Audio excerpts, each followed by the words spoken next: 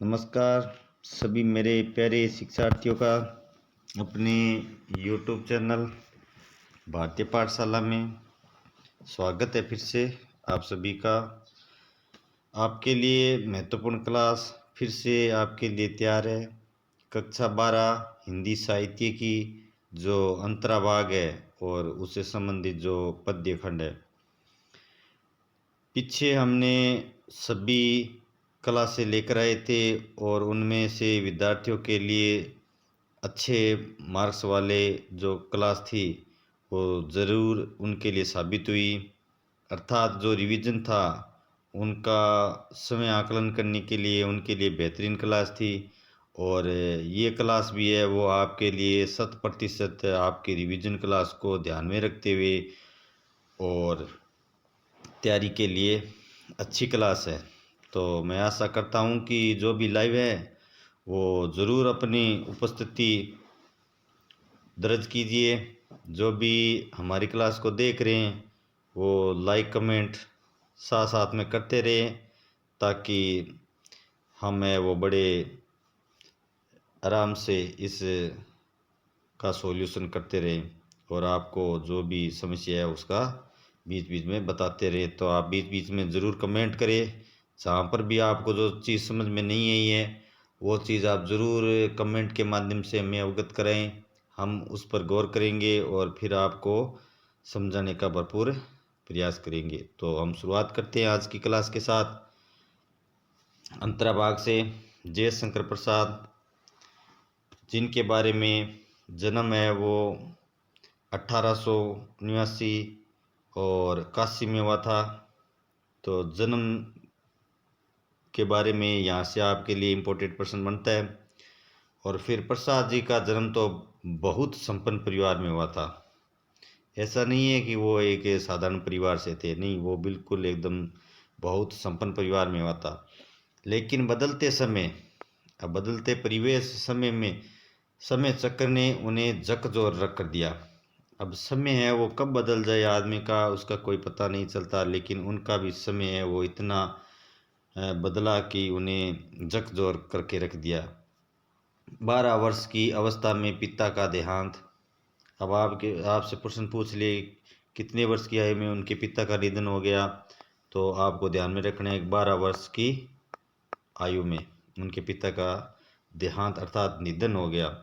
इसके 2-3 वर्ष बाद ही माता का स्वर्गवास हो गया।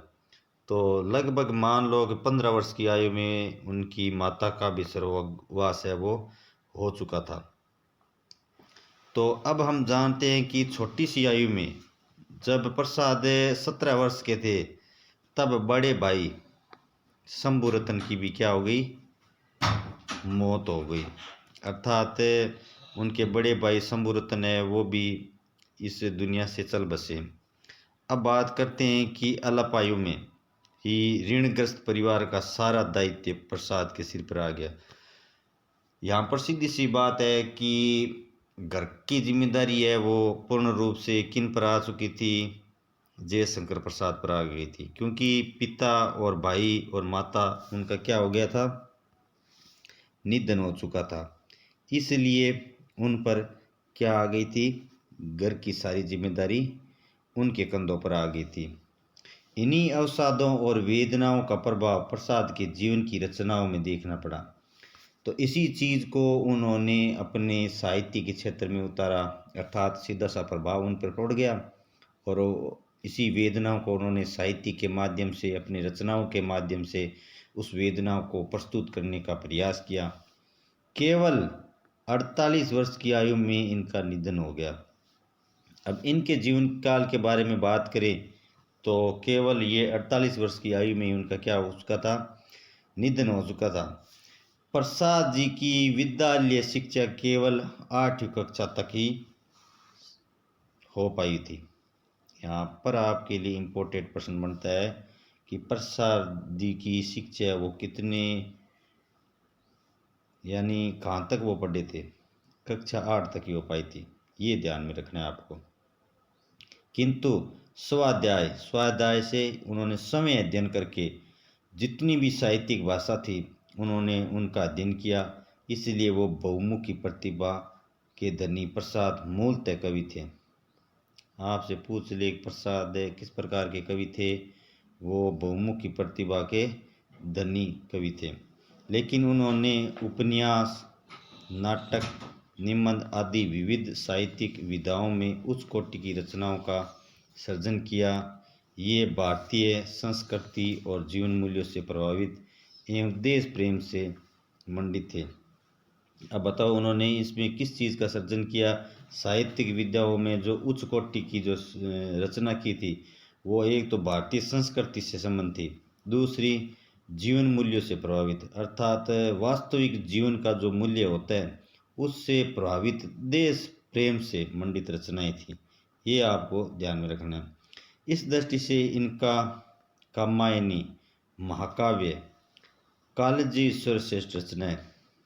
तो इनका जो सर्वश्रेष्ठ महाकाव्य कौन सा है? कालजी सर्वश्रेष्ठ रचना है कात्यायनी।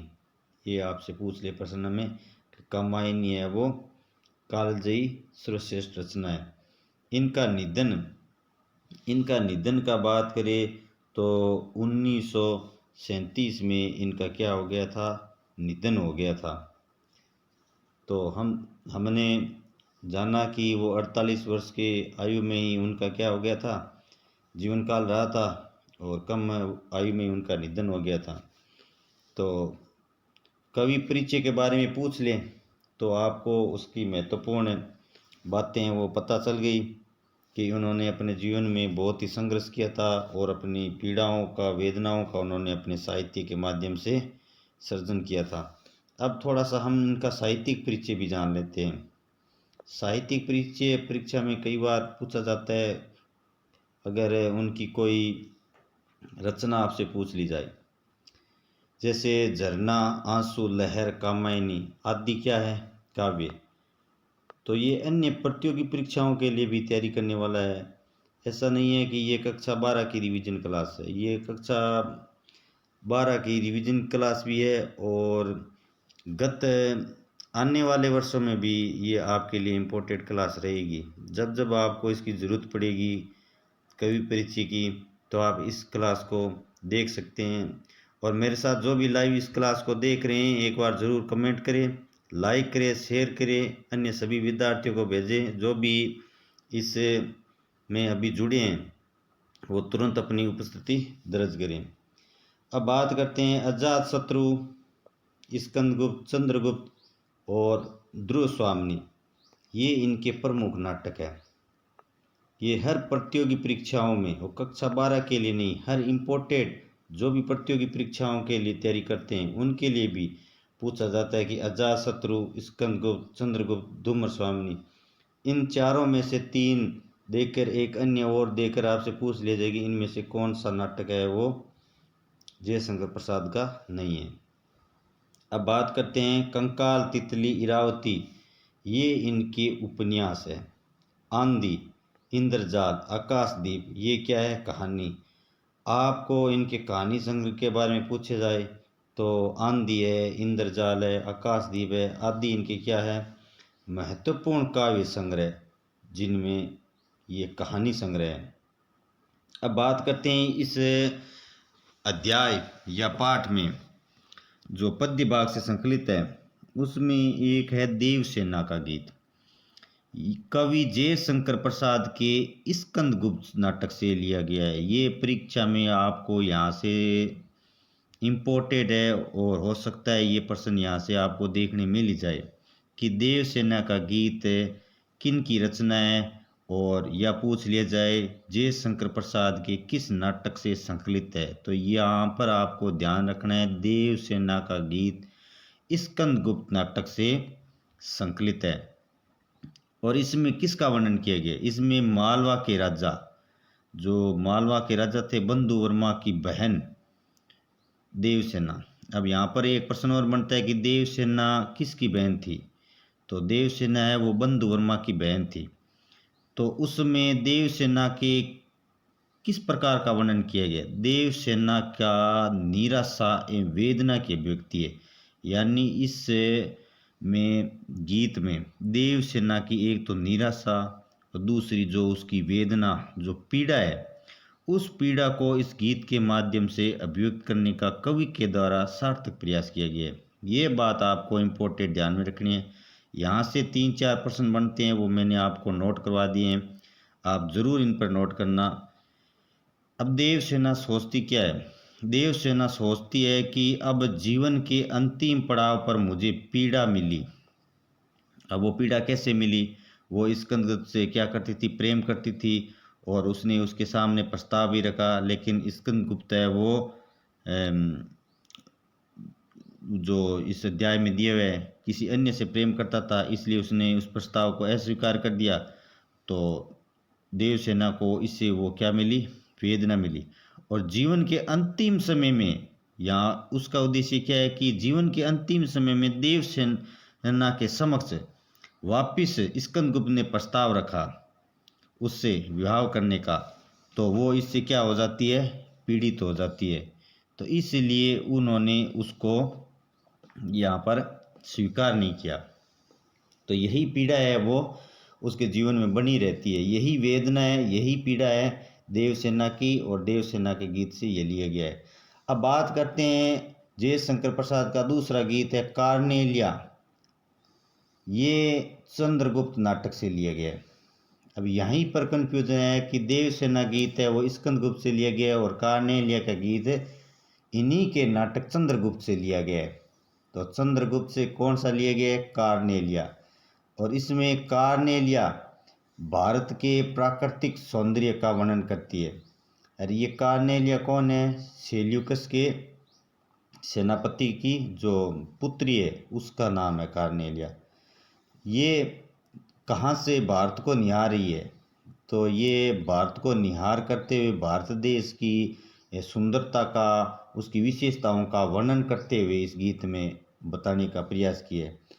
सिंधु नदी के किनारे वृक्ष के नीचे बैठी कार्नेलिया भारत की महत्ता का वर्णन करते हुए गा रही है कि ये हमारा भारत देश कितनी मधुरता से भरा हुआ है, यहाँ कितनी लालिमा फैली हुई है। प्रातःकाल का समय वृक्षों की ऊंची सुंदर चोटियों पर सरस, यहाँ पर क्या है? चोटियों पर, तो चोटियों पर सरस सुनहरी आभा फैली हुई है। मनोरम भारत देश सबको आश्चर्य देता है। यहाँ पर भारत एक ऐसा देश है जो हर अनजान क्षितिज को भी क्या देता है? सहारा देता है, आश्चर्य देता है कि भारतीय एक ऐसा देश है जो हमेशा सभी का क्या रहा है? आश्चर्य दाता रहा है। ये भारत देश की महत्वपूर्ण सबसे बड़ी विशेषता यही है। यहाँ वृक्षों की शाखाओं से छनकर जब सूर्य की किरणें कमलों पर अपनी कांति बिखेरती है, तब ये पुष्पों पर नृत्य करती प्रतीत होती है। अर्थात इसके माध्यम से ये कहने का प्रयास किया है कि भारत का जो प्राकृतिक मनोरम दृश्य है वो बहुत ही सुंदर है। यहाँ पर उसके माध्यम से प्राकृतिक सौंदर्य का भी यहाँ पर वर्णन किया गया है। यहाँ चारों ओर जीवन का सुंदर सरस मनोहरी रूप दिखाई दे रहा है, जैसे सभी ओर सौभाग्य सूचक रंग अर्थात कुमकुम फैला हुआ है। कुमकुम होता है वो हमेशा सौभाग्य का प्रतीक होता है, यानी मंगल कार्यों के लिए हमेशा कुमकुम का हम प्रयोग करते हैं। तो उसी प्रकार भारत में भी क्या है कि संपूर्ण कुमकुम जैसा वातावरण फैला है, अर्थात सूर्य की लालिमा। यहाँ प्रातःकाल की शीतल मंद सुगंधित पवनें बह रही है। भारत देश में प्रातःकाल में जो मंद पुष्पों से सुगंधित पवनें हवाएं चल रही हैं। तो इसके साथ कार्नेलिया ने भारत देश की महत्ता का वर्णन किया है। विशेष बात क्या है? भारतवर्ष की महत्ता और साथ में राष्ट्र प्रेम का, अपने देश से स्वदेश से जो कार्नेलिया जहाँ रह रही थी उस राष्ट्र से वो क्या करती है? प्रेम करती है। उस प्रेम का वर्णन किया गया है छायावादी शैली में। अब हम प्रकृति के जो मनोरम दृश्यों का जहाँ पर वर्णन करेंगे वहाँ हमेशा कौन सी शैली हो जाएगी? छायावादी शैली। और प्रकृति का सूक्ष्म यानी बारीकी से चित्रण, ऐसा चित्र प्रस्तुत किया गया है। यही इस पाठ का मूल उद्देश्य है। आगे हम बात करते हैं अध्याय नंबर 2 सूर्यकांत त्रिपाठी निराला। यहाँ पर त्रिपाठी निराला है, ये आपको ध्यान में रखना है। सूर्यकांत त्रिपाठी निराला जिनका जन्म 1998 बंगाल के मेदिनीपुर जिले में हुआ था, महिषादल गांव में हुआ था। ये आपको ध्यान में रखना है। यहाँ से प्रश्न छोटे वाला पूछा जा सकता है कि मेदिनीपुर जिले से संबंध है वो कौन सी कवि का है, तो सूर्यकांत त्रिपाठी निराला का। इनके पूर्वज उत्तर प्रदेश के उन्नाव जिले के गढ़गोला गांव के मूल निवासी थे। तो सूर्यकांत त्रिपाठी निराला जी के जो वंशज थे वो मूल रूप से कहाँ के निवासी थे, तो वो उन्नाव जिले के गढ़गोला गांव के। यहाँ से प्रश्न है, गढ़गोला गांव है वो किन के पूर्वजों से संबंधित था, वो सूर्यकांत त्रिपाठी निराला के। बचपन का नाम सूर्य कुमार था। सूर्यकांत त्रिपाठी के निराला जी का बचपन का नाम क्या था, सूर्य कुमार था। ये आपको ध्यान में रखना है। बहुत छोटी आयु में इनकी मां का निधन हो गया। निराला की विधिवत स्कूली शिक्षा कहाँ तक हुई थी, 9वीं, अर्थात कक्षा 9वीं तक उन्होंने अध्ययन किया था। हमने पहले जयशंकर प्रसाद का अध्ययन किया था, तो उन्होंने 8वीं तक अध्ययन किया था। पत्नी की प्रेरणा से निराला की साहित्य और संगीत में रुचि पैदा हुई। तो किन की प्रेरणा से, तो पत्नी की प्रेरणा से। यहाँ पर भी अच्छा प्रश्न बन रहा है। सन 1918 में इनकी पत्नी का देहांत हो गया। इनकी पत्नी का क्या हो गया, देहांत हो गया। और उसके बाद पिता, चाचा, चचेरे भाई एक एक करके सब चल बसे। तो इनके जीवन में भी उनके परिवार वालों के जो निधन है वो उनके सामने हो गए। पिता, चाचा, चचेरे भाई सब एक एक चल बसे।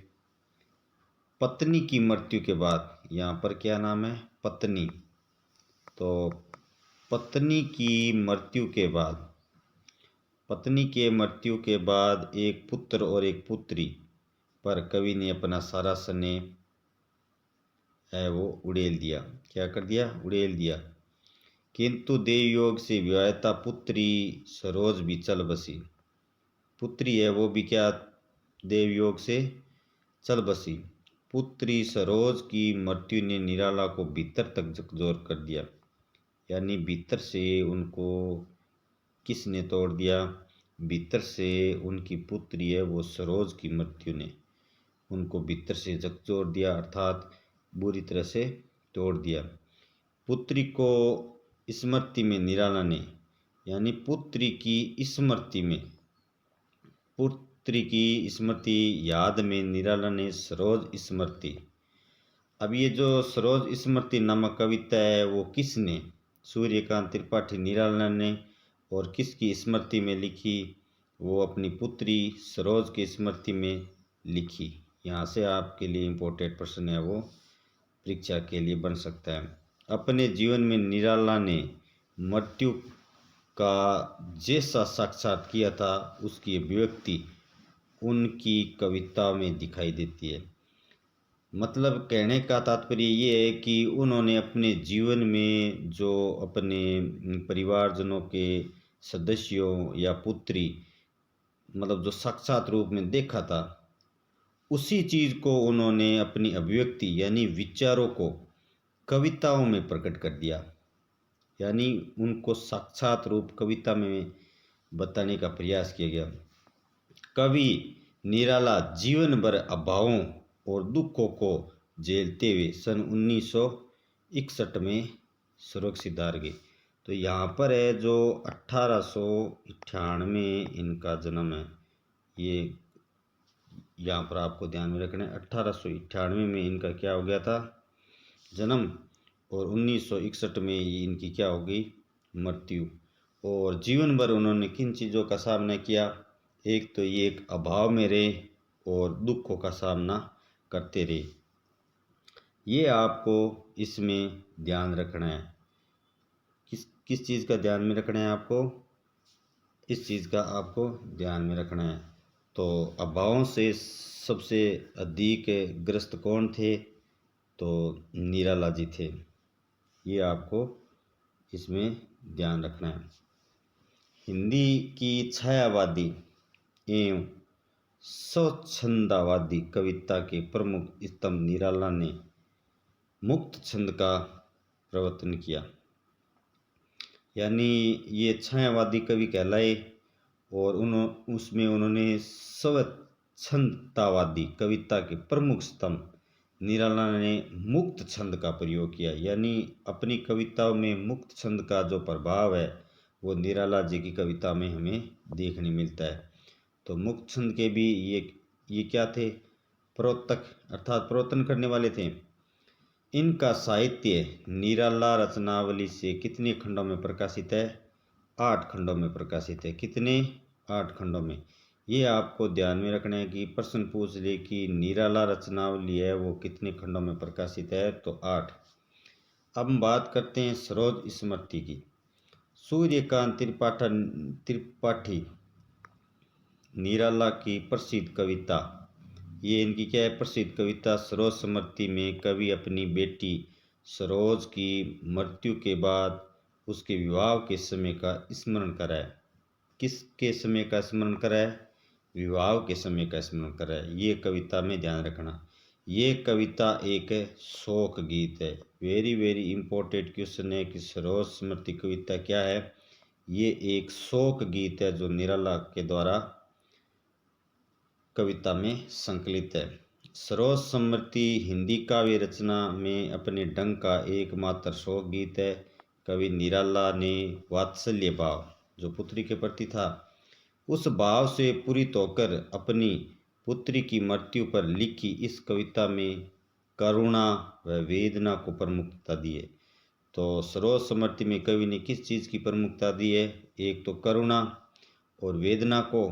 और ये किस भाव से पूरित है? ये वात्सल्य भाव है। जो किसके प्रति? अपनी पुत्री सरोज के प्रति। ये इम्पोर्टेंट क्वेश्चन है, वो आपको देखने को मिल सकते हैं परीक्षा में। सरोज स्मृति कविता में कवि ने पुत्री के बाल्यकाल से लेकर उसकी मृत्यु तक की स्मृतियों को बड़े प्रभाव वाले ढंग से चित्रित किया है। इसमें पुत्री सरोज के नववधू स्वरूप का बड़ा ही सुंदर सजीव मार्मिक रूप प्रस्तुत किया है। अर्थात इस कविता के माध्यम से वो कल्पना करते हैं अपनी नव दुल्हन के रूप में, अपनी पत्नी को भी याद करते हैं। फिर वो शंकुतला के, यानी इस प्रकार वो जो स्मरण करके अपनी वेदना को जो इस कविता के माध्यम से बताना चाहते हैं कि किस प्रकार सरोज का विवाह है वो एक नए रूप में हो रहा था। ना ही उसमें किसी प्रकार का कोई संगीत था, ना ही कोई बाहर से कोई अतिथि आए थे, ना ही जो जिस प्रकार का एक आयोजन होता है विवाह में वो किसी प्रकार के नहीं थे। तो ये एकदम निराला था, शांत था। तो इस प्रकार उन्होंने इस विवाह को बताने का यहाँ पर क्या किया है, प्रयास किया गया है। ये बात है आपको ध्यान में रखनी है। कविता में जहाँ पुत्री के प्रति प्रेम स्नेह का भाव है, एक तो पुत्री के प्रति क्या है, प्रेम के स्नेह का भाव है, वहीं कवि निराला के एक भाग्यहीन पिता का संघर्ष। भाग्यहीन पिता का संघर्ष इसलिए क्योंकि जो भी कार्य मतलब उन्होंने विवाह में किया, यानी माता के स्थान पर पिता ने जो उसकी माँ को करने चाहिए वो जो कार्य है वो कौन करे थे, यानी पिता करे थे। इसलिए उन्होंने इस संघर्ष को बताया। समाज से उसके संबंध पुत्री के प्रति कुछ न कर पाने का जो अपराध है बोध भी प्रकट हुआ है। निराला ने साथ ही अपने जीवन संघर्ष को भी उभारा है। अर्थात उनके अंदर एक हीन भावना सी आ गई कि पुत्री के प्रति जो कुछ पिता करता है वो चीज़ है वो यहाँ पर नहीं कर पाए, इसलिए वो इस चीज़ से भी खिन्न है और इस चीज़ का वो इस कविता में बहुत प्रकट कर रहे हैं। निराला ने साथ ही अपने जीवन के संघर्ष को और किस प्रकार उन्होंने अपने जीवन में संघर्ष किया, ये भी इम्पोर्टेंट बातें हैं जो आपको यहाँ पर देखने को इस कविता के माध्यम से मिल सकती है। तो इम्पोर्टेंट कविता है वो हमने अध्ययन कर ली। तो जो भी लाइव देख रहे हैं वो ज़रूर कमेंट करें कि आपको किस प्रकार ये अच्छी लग रही है। और कहाँ से जो आपको इम्पोर्टेड पर्सन पीछे की क्लासों में भी आपको देखने मिले और इससे भी आपको कहाँ कितना फ़ायदा हो रहा है, तो वो भी आप ज़रूर कमेंट करके बताइए। जो भी लाइव देख रहे हैं इस वीडियो को, वो ज़रूर कमेंट करें, अपनी उपस्थिति दर्ज करें, और जो भी अपने भाई बंधु हैं देखने वाले, उनको भी आगे शेयर कीजिए।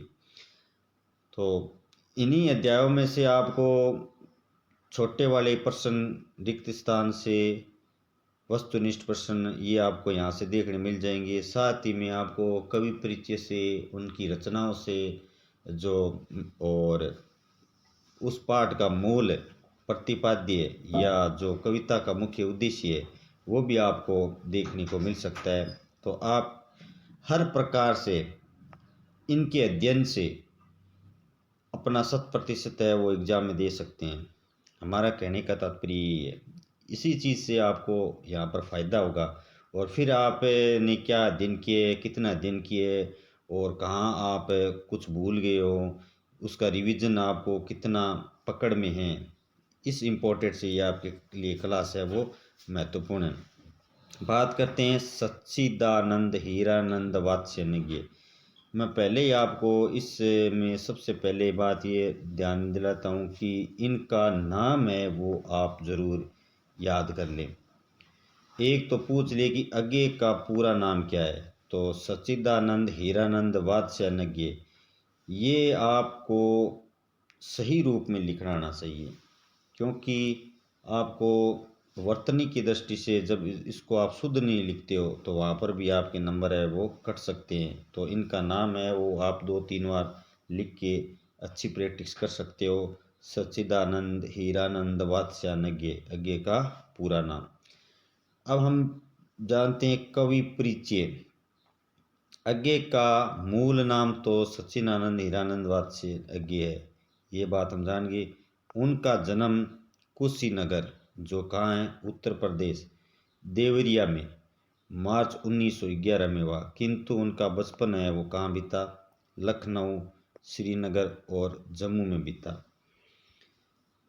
तो उत्तर प्रदेश में जन्म लेने वाले, उनका बचपन है वो लखनऊ, श्रीनगर और जम्मू में बीता। उनकी प्रारंभिक शिक्षा अंग्रेजी और संस्कृत में हुई। तो किन की शिक्षा है वो प्रारंभिक में अंग्रेजी और संस्कृत में हुई, तो सच्चिदानंद हीरानंद वात्स्यनिज्ञ अर्थात आगे की। हिंदी इन्होंने बाद में सीखी, हिंदी है वो इन्होंने बाद में सीखी। प्रारंभ में वे विज्ञान के छात्र थे। किसके छात्र थे, विज्ञान के। बीएससी करने के बाद उन्होंने एमए अंग्रेजी में प्रवेश लिया। कॉलेज जीवन में इनका संपर्क क्रांतिकारियों से हुआ। अब जैसे ही उन्होंने 12वीं परीक्षा करने के पश्चात जो कॉलेज जीवन था उनमें संपर्क इनका किन से हो गया, तो क्रांतिकारियों से संपर्क किन क्या हुआ था, सच्चिदानंद हीरानंद वात्स्यनिज्ञ का। ये आपको यहाँ इम्पोर्टेंट ध्यान में रखना है कि आगे का क्रांतिकारियों से संपर्क हुआ। क्रांतिकारी आंदोलन में भाग लेने के कारण उन्होंने अपना अध्ययन बीच में छोड़ना पड़ा। ये भी बात है कि किसे क्रांतिकारी आंदोलन में भाग लेने के कारण अध्ययन बीच में छोड़ना पड़ा, तो आगे को देश प्रदेश घूमना आगे का बचपन संस्कार बन गया था। किस लिए घूमे ये, क्यों कभी भी ये एक जगह पर टिक कर नहीं रहे। वो अपनी साहित्य के रचना के उद्देश्य से कभी उधर घूमते रहे, तो इसलिए ये घूमतू भी कहलाए। तो देश प्रदेश घूमना आगे का बचपन का संस्कार बन गया, इसलिए उन्होंने कई नौकरियां की। अर्थात उन्होंने एक नौकरियां नहीं की, कई प्रकार की नौकरियां की, लेकिन उन्होंने उन्हें छोड़ दिया, मगर कहीं टिके नहीं। अर्थात जो टिक कर नहीं रहने वाले थे वो कौन थे, आगे। इसलिए घुमकुड़ी जीवन संबंधित, घुमकुड़ी जीवन अर्थात जगह जगह घूमकर रहना, भ्रमण करना या कार्य करना। तो सन 1987 में उनका देहांत हो गया। किनका, आगे का। आगे ने दिनमान, नवभारत टाइम्स आदि अनेक साहित्यिक पत्रिकाओं का संपादन किया। तो आगे ने निम्नलिखित कौन कौन सी पत्रिकाओं का संपादन किया, नवभारत टाइम्स और दिनमान। प्रमुख पूछ ले कि दिनमान पत्रिका, साहित्य पत्रिका का संपादन किसने किया, तो आगे का। और हिंदी कविता में प्रयोगवाद के प्रवर्तक रहे। हिंदी कविता में प्रयोगवाद के प्रवर्तक है वो कौन रहे? तो अगेन ये आपको ध्यान में रखना है। इनकी कविता की बात करते हैं। इनकी ये कविता है दीप अकेला। दीप अकेला की बात करें तो इस कविता की विशेषता क्या है? यह कविता व्यक्ति और समाज के संबंधों को महत्व देती है। किसके? अर्थात एक व्यक्ति होता है और उस व्यक्ति का समाज में जो उसका संबंध क्या होता है और उस संबंध में उस महत्व को ये उजागर करने वाली कविता है। कौन सी? ये दीप अकेला। ये मुख्यतः बात आप ध्यान में रखना कि यहाँ पर पूछ ले ये दीप कविता का मूल प्रतिपाद्य या कविता का उद्देश्य स्पष्ट कीजिए। तो इस कविता का उद्देश्य है ये व्यक्ति और समाज के संबंधों को क्या करती है? महत्व देती है। कवि कहते हैं कि व्यक्ति वास्तव में शक्तिवान और योग्य तभी बन पाएगा जब वह अपनी योग्यता और शक्ति समाज को अर्पित कर देगा। अर्थात व्यक्ति योग्य कब बनता है? जब उसके पास जो सामर्थ्यता होती है, जो उसके पास जो शक्ति होती है, वो समाज में रहकर समाज के लिए कुछ करेगा या समाज के लिए जो मतलब भला है या उनके लिए जो हमेशा तत्पर रहेगा, उनके प्रति समर्पण की भावना रखेगा, तो तभी समाज क्या करेगा? उभरेगा अर्थात बढ़ेगा। इसके लिए कवि ने विलक्षण व्यक्तियों के उदाहरणों द्वारा बताया है कि इनकी महत्ता प्रतिभा ही समाज को उत्तम बनाती है। तो उन्होंने विलक्षण अर्थात उल्टे जो लक्षण वाले व्यक्ति होते हैं उनको कतार में लाने की बात करी है। जिस प्रकार दीपक को, एक दीपक है वो मतलब जिस प्रकार रोशनी देता है और उसको कतार में रख दे तो उसकी महत्ता बढ़ जाती है। यानी कतार की जो दीपकों की श्रृंखला होती है, तो इसीलिए कहा है कि एक दीप अकेला उसको कतार में रख दे। तो एक व्यक्ति भी समाज में अकेला कुछ नहीं कर सकता, वो समाज में रहकर समाज को क्या करेगा? बढ़ावा करेगा। गीतकार, गोताखोर ऐसे व्यक्ति स्वयं को पूर्णता लिए हुए समाज को उत्तम बनाते हैं। कवि ने व्यक्ति की उपयोगिता को दीपक के माध्यम से बढ़ावा दिया। यहाँ पर कवि ने जो व्यक्ति की उपयोगिता है वो किसके माध्यम से? दीपक के माध्यम से। यानी दीपक को प्रतीक के रूप में बताकर इसके माध्यम से यहाँ पर क्या दिया है? बढ़ावा दिया है। ये बात है आपको इसमें ध्यान रखना है कि दीपक के माध्यम से जो कवि ने व्यक्ति की महत्ता को स्पष्ट करने का सार्थक प्रयास किया। दूसरी है मैंने देखा एक बूंद सहसा। इस कविता का मूल भाव, ये दूसरी कविता है इन्हीं की, किनकी? अज्ञे की। तो ये भी पूछ ले कि मैंने देखा एक बूंद, ये कविता किनकी है? तो अज्ञे की। ये बात आपको ध्यान में रखना है। इस कविता के माध्यम से जीवन के क्षण महत्व तथा क्षण भंगुरता को व्यक्त किया है। यहाँ पर क्षण महत्व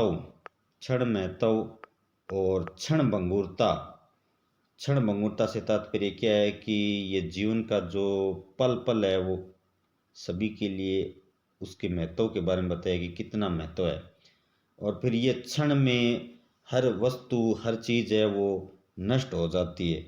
यानी क्षण भर में जो भंगुर ये नष्ट हो जाए उस चीज़ को उन्होंने इस कविता के माध्यम से समझाने का प्रयास किया है। और उन्होंने एक बूंद के माध्यम से ये बात कही है कि मैंने देखा एक बूंद जब एक समुद्र में रहती है उसका कोई अस्तित्व नहीं होता है, किंतु जब वह अलग होती है तो सूर्य से रंग कर सार्थक हो जाती है। अर्थात जब समुद्र में बूंद रहती है तो उसका कोई अस्तित्व नहीं होता है। जब वह समुद्र से अलग होकर तो वो सूर्य के जो किरणों से किरणें पड़ती है तो वो रंग कर उसमें क्या हो जाती है? रंग का सार्थक हो जाती है। यानी इसमें कोई ना किसी प्रकार का रंग आ जाता है। बूंद का सागर से अलग होने का अर्थ है कि अब उसका अस्तित्व समाप्त होने वाला है। अब उसका अस्तित्व समुद्र में रहेगा तब अस्तित्व नहीं रहेगा। उसी प्रकार व्यक्ति भी समाज में रहकर या उससे अलग रहेगा तो उसका भी अस्तित्व क्या हो जाएगा? समाप्त हो जाएगा। यही कवि है वो कहना चाहते हैं। और वह शीघ्र नष्ट होने वाली है। तो बूंद है वो अलग रहेगी तो वो नष्ट हो जाएगी शीघ्र ही। बूंद सागर से अलग होकर समय नष्ट हो जाती है, सागर नष्ट नहीं होता है। अर्थात जो अच्छी चीज़ें होती हैं उस अच्छी चीज़ों से जो अलगाव करता है वो नष्ट हो जाता है, लेकिन अच्छी चीज़ें नष्ट नहीं होती। जिस प्रकार सागर से बूंद है वो अलग होकर क्या हो जाती है, नष्ट हो जाती है। समुंदर सागर से अभिप्राय ब्रह्मा से है। यहाँ पर सागर से क्या अभिप्राय है, अर्थात क्या अर्थ है, ब्रह्मा से है। और बूंद से क्या हो गया, मनुष्य। जहाँ से बूंद रूपी जीव, जो बूंद रूपी जीव है सागर से अलग होता है, अर्थात कुछ समय के लिए अलग होता है। और कुछ रंगीन पल, यानी व्यक्ति है वो परम ब्रह्मा से ही जीवन में आता है और उससे अलग रहकर जो रंगीन जीवन व्यतीत करता है, यानी संसार में जो मोह माया होता है उसमें फंस जाता है और व्यवित कर नश्वरता अंत में किसको प्राप्त करता है, उसी नश्वरता को, अर्थात वापिस से नष्ट हो जाता है, अर्थात मुक्ति को प्राप्त होता है। इसी प्रकार मनुष्य जीवन भी क्षण भंगुर समय को आलोकित कर पुनः परम ब्रह्मा में विलीन हो जाता है। अर्थात है वो मनुष्य भी अंत में नष्ट होकर किस, उस परम ब्रह्मा में मिल जाता है। जिस प्रकार मनुष्य का अस्तित्व परम ब्रह्मा से होने के बाद कुछ रंगीन जीवन लेकर वो जीवन में जीता है और फिर क्षण भंगुर में वो क्या हो जाता है, नष्ट हो जाता है। यही मूल भाव है वो इस कविता के माध्यम से इसमें दर्शाया गया है। तो आपको ये इस कविता का मूल उद्देश्य और प्रतिपाद्य भी समझ में जरूर आ गया। जो भी लाइव देख रहे हैं एक बार कमेंट करें। बहुत ही अच्छे आपके जो कमेंट है वो आ रहे हैं, आपको ये प्रकरण अच्छा लग रहा है, बहुत बहुत धन्यवाद। आगे हम बात करते हैं केदारनाथ सिंह। केदारनाथ सिंह कवि परिचय। केदारनाथ सिंह का जन्म 1934 उत्तर प्रदेश के बलिया जिले के चकिया गांव में। तो यहाँ पर बलिया गांव के चकिया, यहाँ से आपको ध्यान में रखना है कि उत्तर प्रदेश की किन का हुआ है जन्म, केदारनाथ सिंह का। उन्होंने काशी हिंदू विश्वविद्यालय से एमए उत्तीर्ण करने के बाद वहीं से आधुनिक हिंदी कविता में बिंब प्रधान विषय पर पीएचडी प्राप्त की। तो बिंब विधान विषय पर पीएचडी प्राप्त करने वाले कौन से कवि थे, केदारनाथ सिंह। तो यहाँ पर ये इम्पोर्टेंट लाइन है आपके लिए, जरूर देखिए। बिंब प्रधान विषय पर पीएचडी प्राप्त करने वाले, वे जवाहरलाल नेहरू विश्वविद्यालय में हिंदी के प्रोफेसर, भारतीय भाषा केंद्र के अध्यक्ष पद से सेवानिवृत्त हुए। सेवा से निवृत्त का कब हुए, भारतीय भाषा केंद्र, ठीक है ना, ये इम्पोर्टेंट बात है आपके लिए। केदारनाथ सिंह मानवीय संवेदनाओं के कवि है, जो मानवीय संवेदनाओं को महसूस करने वाले, जो पीड़ाओं को महसूस करने वाले, केदारनाथ सिंह मानवीय संवेदनाओं को महसूस करने वाले कवि। अपनी कविताओं में उन्होंने बिंब विधान पर अधिक बल दिया। उनकी कविता में शोर शराबा न होकर विद्रोह का शांत और संयत स्वर सशक्त रूप में उभरा है। ये बात आपको ध्यान में रखना है कि उनकी कविता में किसी प्रकार का कोई शोर शराबा नहीं है। विद्रोह का जो उन्होंने किया है वो क्या है, शांत रूप है। यहाँ पर ये बात आपको गौर करने वाली है। अकाल में सारस कविता संग्रह पर उन्हें 1979 में साहित्य अकादमी पुरस्कार तथा 1944 में मध्य प्रदेश शासन द्वारा मैथिली शरण गुप्त राष्ट्रीय सम्मान से सम्मानित किया गया। तो कौन सी कविता संग्रह पर उन्हें पुरस्कार प्राप्त हुआ, अकाल में सारस इस कविता पर, ठीक है, साहित्य अकादमी पुरस्कार प्राप्त हुआ। और 1944 में मध्य प्रदेश सरकार द्वारा उन्हें मैथिली शरण गुप्त राष्ट्रीय सम्मान से सम्मानित किया गया। ये भी आपको इम्पोर्टेंट ध्यान में रखना है। अब बात करते हैं इस पाठ में आने वाली कविता। कविता है बनारस।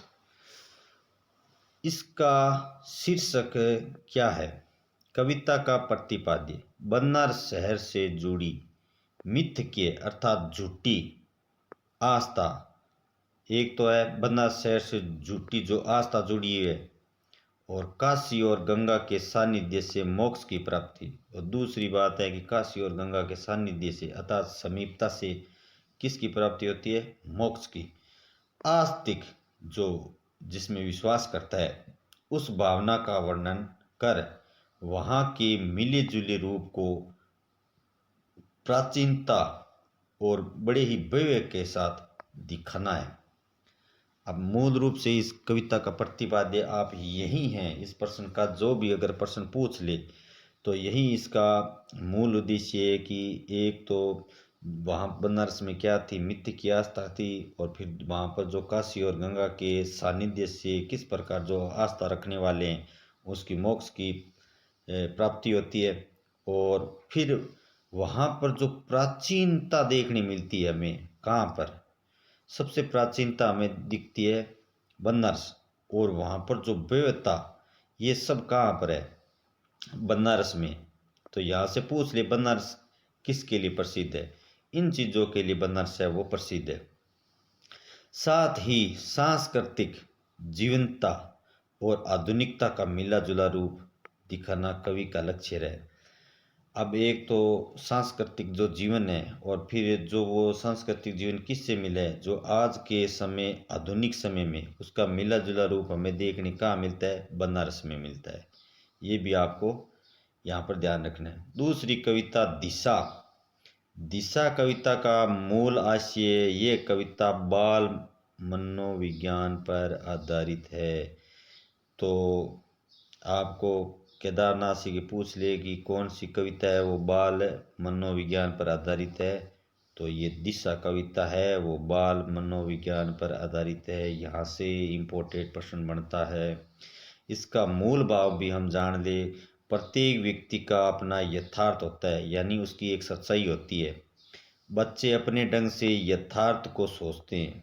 अब बच्चे जो सोचते हैं वो अपने ढंग से यथार्थ मतलब जो सत्य चीज़ है उसके बारे में सोचते हैं।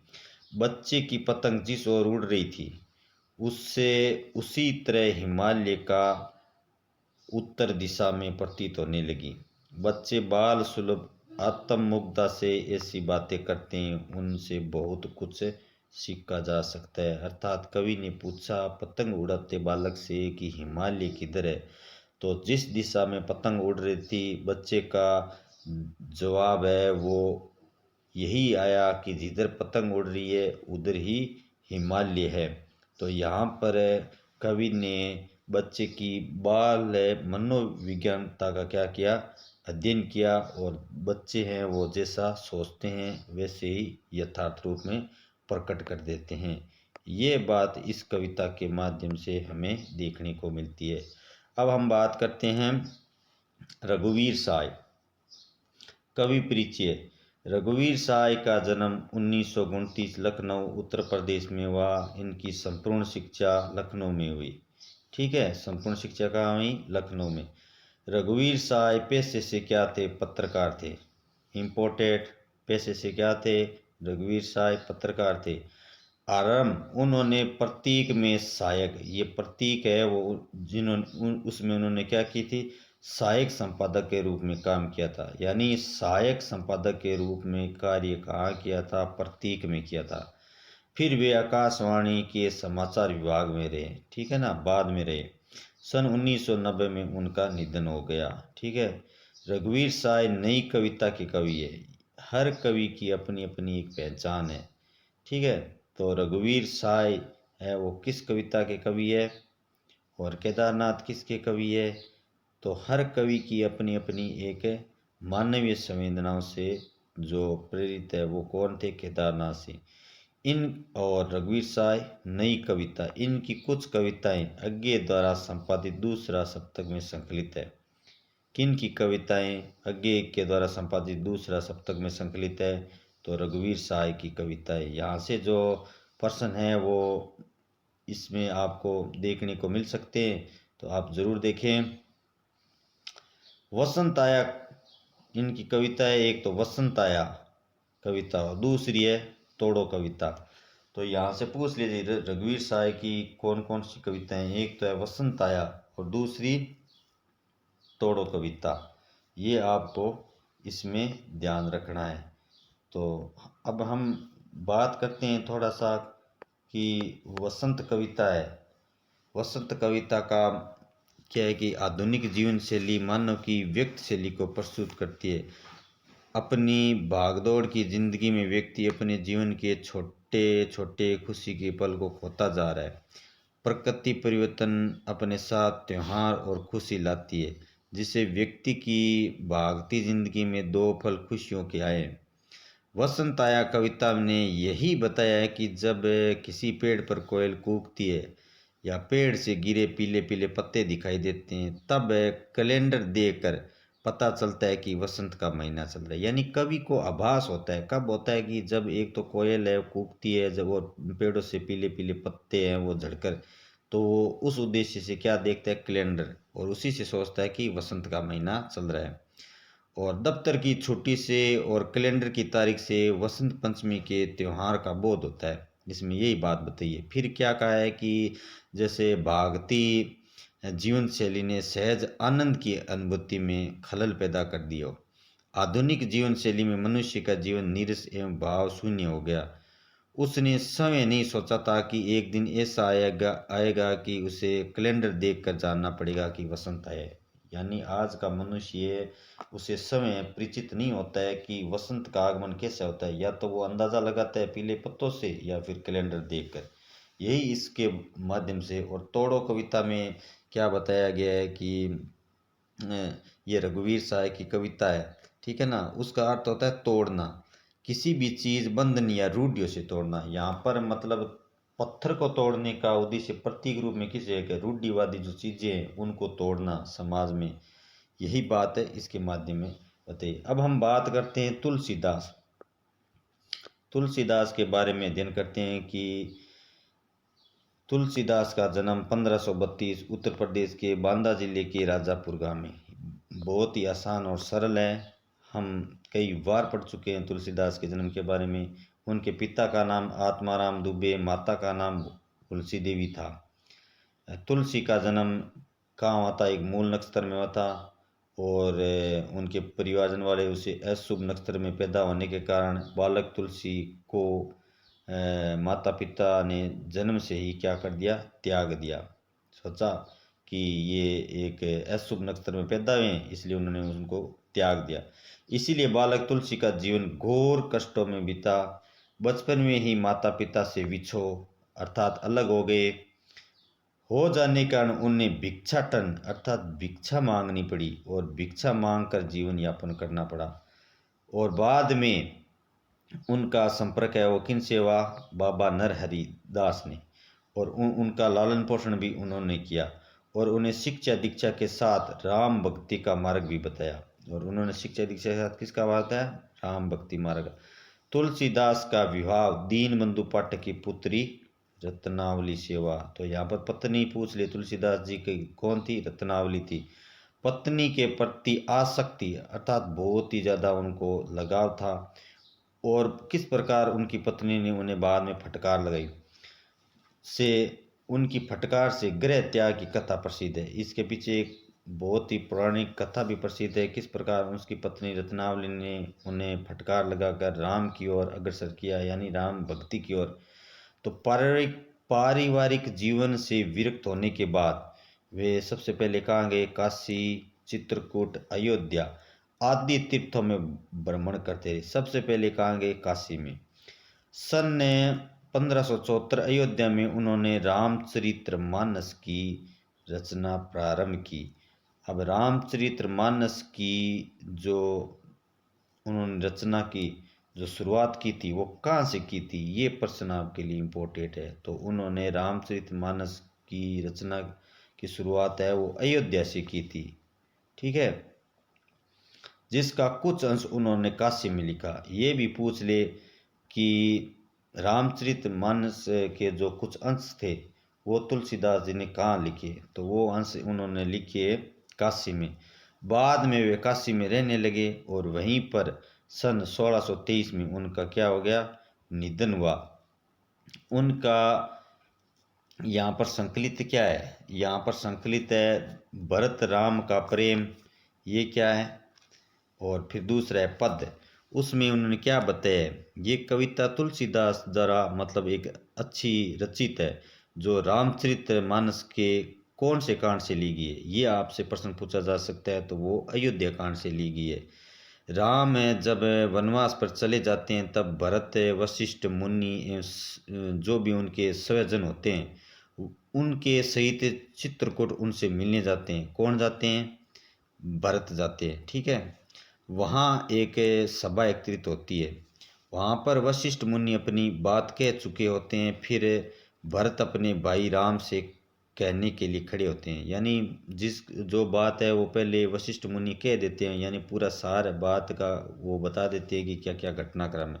फिर जो अपनी बात कहने के लिए भरत खड़े होते हैं।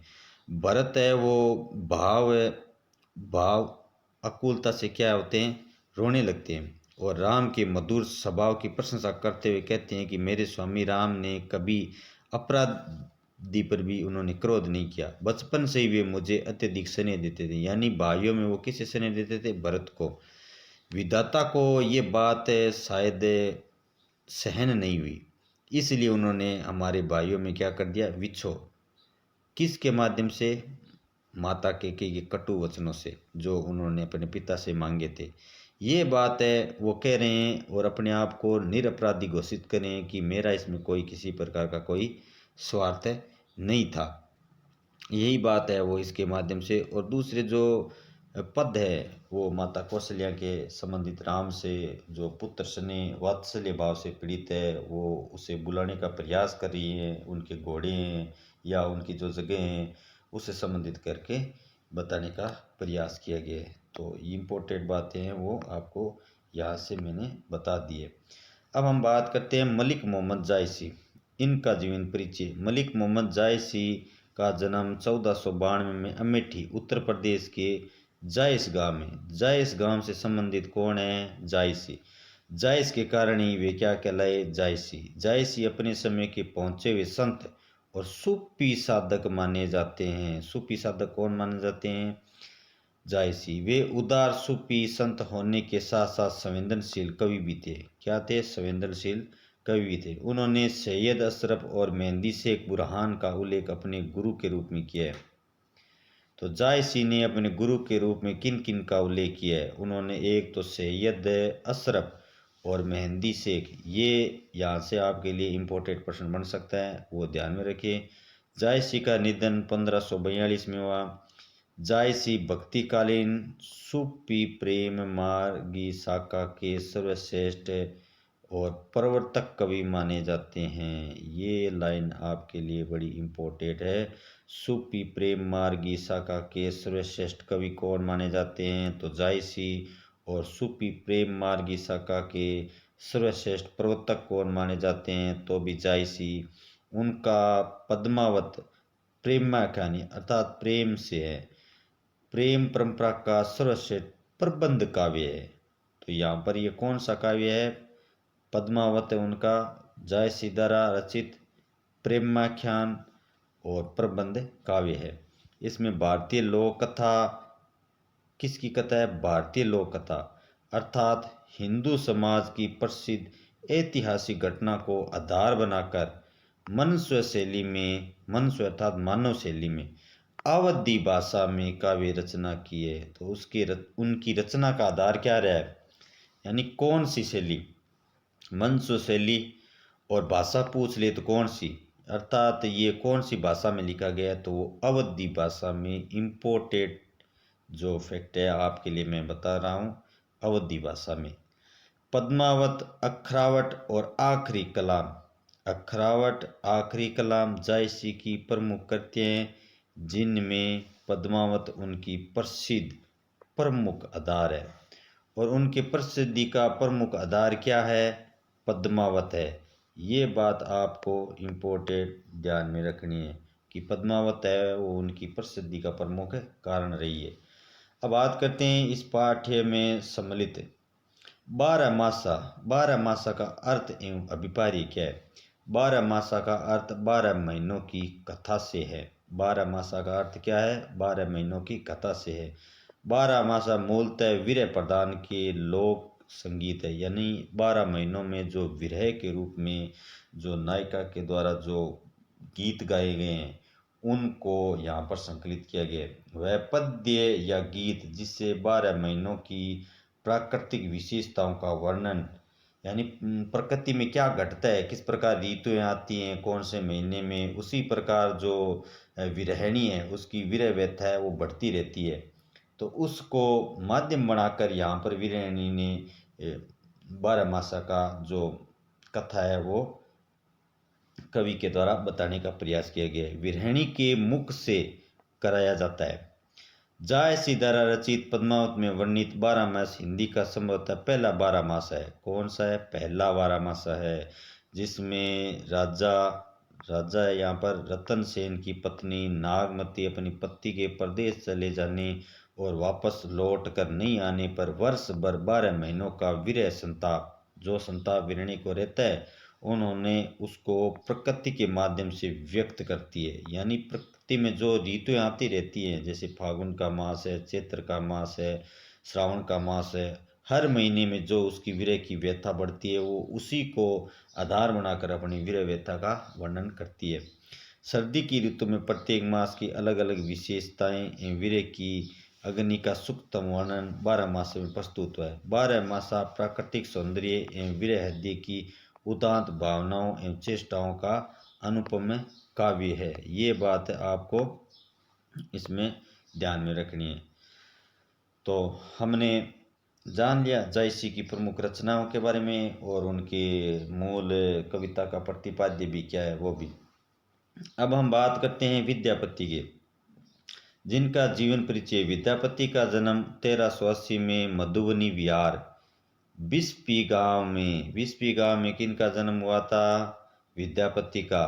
एक ऐसे परिवार में हुआ जो विद्या और ज्ञान के लिए प्रसिद्ध था। विद्या और ज्ञान के लिए प्रसिद्ध ऐसा परिवार किनका था? तो वो प्रश्न है आपका विद्यापति से।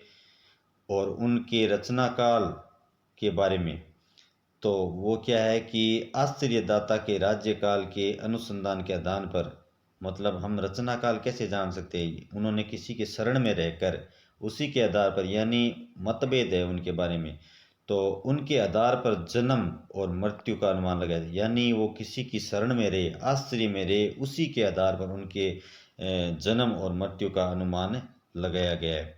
ऐसा अनुमान है कि उनकी मृत्यु 1460 में हुई। ठीक है, उनकी मृत्यु कब हुई? 1460 में। विद्यापति मिथिला नरेश, कौन से नरेश? ये यहाँ पर प्रश्न बनता है कि विद्यापति मिथिला नरेश राजा शिव सिंह के एक तो वो अभिन्न मित्र थे, क्या थे? और फिर उन्होंने उनको क्या बना दिया? राजकवि, और फिर उनसे सलाह भी लेने लगे। तो इस प्रकार वो मिथिला नरेश राजा शिव सिंह के अभिन्न मित्र होने के साथ राजकवि और सलाहकार भी थे। ये इम्पोर्टेंट प्रश्न यहाँ पर आपके लिए बन सकता है परीक्षा में, आप इनका ध्यान में रखना। जो भी इन वीडियो को देख रहे हैं, अगर आपको अच्छा लग रहा है तो लाइक कमेंट जरूर करें, शेयर करें, ज़्यादा से ज़्यादा शेयर करें, ताकि जो भी एग्ज़ाम से पहले जो भी विद्यार्थी देखना चाहता है उसके लिए पहुँचे। जो भी जीरो लेवल से भी अगर पढ़ाई करे, अर्थात अभी तक जो किसी कारणों से अपने अध्ययन से अलगाव रहा है, ऐसे विद्यार्थी भी है, वो इस क्लास को देखकर यानी कुछ समय में वो अच्छा अध्ययन कर सकते हैं। जो विद्यार्थी निरंतर अध्ययन कर रहे हैं वो अपना आकलन इस क्लास से कर सकते हैं कि हमने क्या सीखा, क्या पढ़ा, और किस प्रकार हमारा जो परीक्षा से पहले है रिवीजन है वो हम आसानी से कर सके। विद्यापति बचपन से ही अत्यंत कुशाग्र बुद्धि यानी तेज बुद्धि वाले और बहुत ही जल्द तर्कशील व्यक्ति थे, यानी तर्क वितर्क बहुत जल्दी कर लेते थे। साहित्य, संगीत, ज्योतिषी, इतिहास, दर्शन, न्याय, भूगोल आदि की प्रकांड पंडित थे। इन सभी चीज़ों के वो क्या थे? ज्ञाता थे, यानी उनको इनके बारे में बहुत ज़्यादा ज्ञान था। उन्होंने संस्कृत, अवहट, अपभ्रंश, अब जो हमारी हिंदी है वो किसका ही भाग है? अवहट अपभ्रंश का ही है। क्यों? कि क्षेत्रीय भाषा के आधार पर बाद में उन्होंने हिंदी का रूप ले लिया। तो मैथिली तीनों भाषाओं में रचना की है। तीनों भाषाओं में रचना करने वाले कौन से कवि है? तो वो आपके हैं विद्यापति। विद्यापति आदिकाल और भक्तिकाल के संधि कवि कहे जा सकते हैं। यानी हमारे जो हिंदी साहित्य का इतिहास काल है ना, इतिहास काल और वर्णन, उसमें जो काल आता है एक तो आदिकाल और एक आता है भक्ति काल। तो इनकी रचनाएं आदिकाल में भी देखी जा सकती है, इनकी रचनाएं जो भक्ति काल का एक समय था उसमें भी। इसलिए संधि का मतलब मिला जुला, तो इनका काल है वो संधि काल कहा जा सकता है। ये इम्पोर्टेंट प्रश्न है, वो आपके लिए यहाँ पर बन सकता है। उनकी देखो कीर्तिलता, कीर्ति पताका जैसी रचनाओं पर दरबारी संस्कृति और अपभ्रंश काव्य परंपरा का प्रभाव है। किनके? कीर्ति पताका और कीर्तिलता पर। और पदावली है ना इनकी, विद्यावती पदावली, इनके गीतों में किनका सार मिलता है? हमें भक्ति और श्रृंगार की गूंज मिलती है। किनके? भक्ति और श्रृंगार की गूंज है वो हमें विद्यावती जो उसकी रचना है पदावली से मिलती है। उनकी पदावली ही उनके यश का मुख्य कारण था। उनके यश का क्या कारण था? और पदावली किन के कहने पर? जो मिथिला नरेश थे ना, राजा शिव सिंह, उनकी पत्नी के कहने पर उन्होंने जो राधा कृष्ण पर पदावली की रचना की थी। और उनके यश का कारण भी यही पदावली रचनाएं बनी। ठीक है, तो मुझे आशा है कि आपको कवि परिचय के साथ साथ इसका भी मूल प्रतिपाद्य भी समझ में आ गया। जो भी देख रहे हैं कमेंट जरूर करें, आपको वीडियो अच्छा लग रहा है तो आगे जरूर शेयर कीजिए। अब हम बात करते हैं घनानंद के बारे में। रीति काल की, मैंने कहा था ना हर कवि हर अपनी प्रसिद्धि के लिए प्रसिद्ध है, तो ये रीति काल के क्या कहलाए? रीति मुक्त और स्वच्छंद काव्य धारा के प्रतिनिधि कवि। तो स्वच्छंद काव्य धारा के प्रतिनिधि कवि कौन है? तो वो आपको ध्यान में रखना है, घनानंद। इनका जन्म 1673 के आसपास माना जाता है। कब माना जाता है? 1673 के आसपास।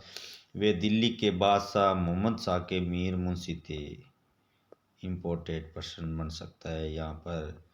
कहाँ के बादशाह? दिल्ली के बादशाह। और उनका नाम क्या है? मोहम्मद शाह के क्या थे वो? मीर मुंशी थे। कहते हैं कि दरबार की एक नर्तकी, इम्पोर्टेंट नर्तकी, उसका नाम क्या था? सुजान से उनका अटूट प्रेम था। उस नर्तकी से वो क्या कर बैठे? प्रेम कर बैठे थे। उसी प्रेम के कारण घनानंद बादशाह के दरबार में बेअदबी अर्थात गलती कर बैठे, जिससे नाराज होकर बादशाह ने उन्हें दरबार से निकाल दिया। किससे?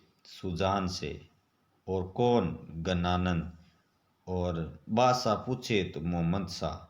और उनके वो क्या कौन से पद पर थे? तो मीर मुंशी थे। इतना आपको समझ में आ गया और तो आप इस में ध्यान दे सकते हो। तो साथ ही घनानंद ने सुजान की बेवफाई ने निराश और दुखी किया। तो यहाँ पर जो सुजान थी वो उससे क्या सोचते थे कि सुजान ने उससे के साथ क्या किया है? बेवफाई की है। और उसी के कारण उसको क्या कर दिया है? दरबार से निकाला गया। अतः वे विरक्त होकर वृंदावन चले गए। कहाँ चले गए? तो यहाँ से अच्छा प्रश्न बन सकता है कि दरबार से निकालने के बाद घनानंद कहाँ गए? तो वृंदावन गए। ठीक है ना। और वहाँ पर उन्होंने वृंदावन में कौन से संप्रदाय में दीक्षित हुए अर्थात शिक्षा ली? तो निम्बारक संप्रदाय में दीक्षित होकर वो भगत के रूप में जीवन निर्वाह करने लगे। तो उन्होंने भक्ति साधना को अपना लिया। कहाँ पर? निम्बारक संप्रदाय में। परंतु वे सुजान को नहीं भूल पाए। ठीक है ना। वो किसको नहीं भूल पाए? अर्थात सुजान और सुजान की बेवफाई को वो भूल नहीं पाए। और जो भी उन्होंने अपनी रचनाएं की, अपनी रचनाओं में सुजान का नाम प्रतीकात्मक रूप में कृष्ण मतलब और राधा है। ठीक है ना। यहाँ पर कौन है? राधा। जो राधा कृष्ण की जो उन्होंने रचनाएं की है, उन्होंने बीच में सुजान जो नर्तकी का नाम भी यहाँ पर लिया है। किन्होंने? घनानंद ने। तो कृष्ण के रूप में व्यक्त करते हुए काव्य रचना करने लगे। घनानंद मूलतः प्रेम की पीड़ा के कवि है। किसके कवि है? यहाँ पर प्रेम की पीड़ा के, प्रेम के नहीं है, यहाँ पर प्रेम की पीड़ा के कवि है। तो घनानंद किस प्रकार के? एक तो वो रीतिकाल से संबंध रखते हैं, रीतिकाल मुक्त कवि। और स्वच्छंद काव्य धारा के प्रतिनिधि कहलाते हैं। दूसरे प्रकार कवि, यानी उनके कवि की मूल प्रवृत्ति क्या है, वो प्रेम पीड़ा के कवि है। वियोग वर्णन में उनका मन अधिक रमा। वियोग यानी जो वियोग की बातें हैं, बेवफाई की बातें हैं, वो उनके मन है वो ज़्यादा रम गया। तो निधन है वो उनका कब हो गया था, 1760 में उनका क्या हो गया था, निधन हो गया था। अब हम बात करते हैं पाठ्य पुस्तक में घनानंद के 2 कवित्त संकलित किए गए, ठीक है ना। कवित्त, प्रथम कवित्त में कवि ने अपनी प्रेमिका सुजान के दर्शन की अभिलाषा प्रकट करते हुए कहा कि सुजान के इन दर्शनों के लिए ये प्राण अटके हुए हैं।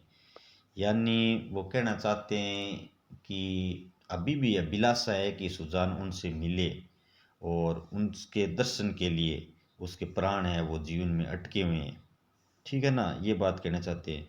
भाव ये है कि ऐसा ही विरह दशा में प्रिया के दर्शनों की अभिलाषा है में ही मैं जीवित हूँ। अर्थात मैं इतना ऐसा ही हो गया हूँ, उस ऐसा ही में मैं अपनी प्रिया के दर्शनों की अभिलाषा अर्थात कामना अभी भी करता हूँ। उसी कामना के लिए मैं अभी तक क्या हूँ, जीवित हूँ, मैं जिंदा हूँ। तो एक तो वो प्रतीक्षा करें अपनी सुजान की मिलने की, इसीलिए उन्होंने अपने कवित्त में इन बातों को कहने का प्रयास किया है। दूसरे कवित्त में कवि नायिका से कहता है कि तुम कब तक अपने कानों में रुई डाल कर बैठी रहोगी। अर्थात वो कह रहे हैं कि तुम कब तक मतलब हर बातों को अनसुना करती रहोगी, मतलब मेरे प्रति ध्यान नहीं दोगी। जैसे तुमने अपने कानों में क्या डाल रखी है, रुई डाल रखी है, यानी तुम सुनना भी नहीं चाहते हो। एक ना एक दिन तो तुम मेरी पुकार तुम्हारे कानों में अवश्य पहुंचेगी, चाहे तुम कैसा भी कर लो, लेकिन मेरी पुकार है वो एक दिन तुम्हारे कानों में अवश्य जाएगी। भाव ये है कि तुम्हारी ये जिद ज़्यादा दिन चलने वाली नहीं है। एक दिन तुम मेरी दशा को देखोगी और मेरी बात भी सुनोगी। दूसरे कवित्त के माध्यम से वो इस प्रकार कहना चाहते हैं। तो अब हमने पद्य भाग में जो भी कवि है, ठीक है ना, उन कवियों के बारे में हमने जीवन परिचय और उनके साहित्यिक परिचय, ठीक है, साहित्यिक परिचय के साथ क्या अध्ययन किया, उनके द्वारा जो संकलित कविताएं हैं, उन कविताओं का मूल प्रतिपाद्य और उद्देश्य क्या है और कवि क्या कहना चाहते हैं और किस प्रकार हमारे एग्जाम में छोटे वाले प्रश्न है वो आ सकते हैं, वो हमने यहाँ पर आपके समक्ष बताने का सार्थक प्रयास किया है। तो आने वाले समय में आपको अपनी अच्छी तैयारी के लिए इसका रिवीजन है वो ज़रूर करें। क्या करें, ज़रूर करें।